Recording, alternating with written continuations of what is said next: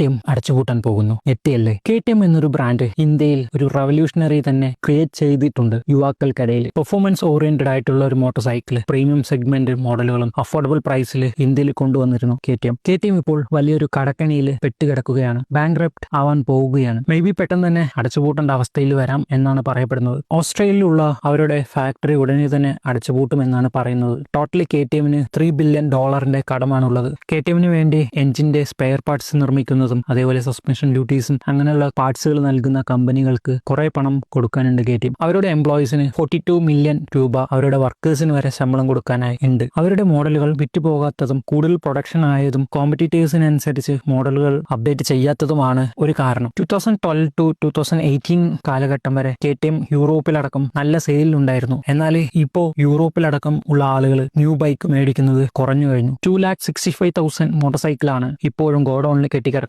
ഇതൊക്കെ വിറ്റാലാണ് KTMന് ആ ഒരു കടക്കണിയിൽ നിന്ന് പുറത്തു വരാൻ പറ്റത്തുള്ളൂ. ഈ ഒരു മോഡലുകളെല്ലാം വിൽക്കണമെങ്കിൽ പ്രൈസ് കുറച്ചിട്ട് തന്നെ വിൽക്കും വേണം. ഇതെല്ലാം ഔട്ട്ഡേറ്റഡ് ആയിട്ടുള്ള ഒരു മോഡലുകളായിരിക്കും. ഇന്ത്യയിൽ ഇത് അഫക്ട് ചെയ്യാൻ പോകുന്നില്ല. കാരണം 50% ഷെയറും ബജാജിന്റെ കയ്യിലാണ്. സോ ഇന്ത്യയിൽ KTMന്റെ മോഡലുകൾ സക്സസ് ആയിട്ട് തന്നെ പോയിക്കൊണ്ടിരിക്കുന്നുണ്ട് സെയിൽസിൽ. ഈ ഒരു ബാങ്ക്രപ്റ്റിൽ നിന്ന് തിരിച്ചു വരുമെന്നാണ് പറയുന്നത്. അതിനു വേണ്ടിയിട്ട് ശ്രമിച്ചുകൊണ്ടിരിക്കുകയാണെന്നാണ് പറയുന്നത്.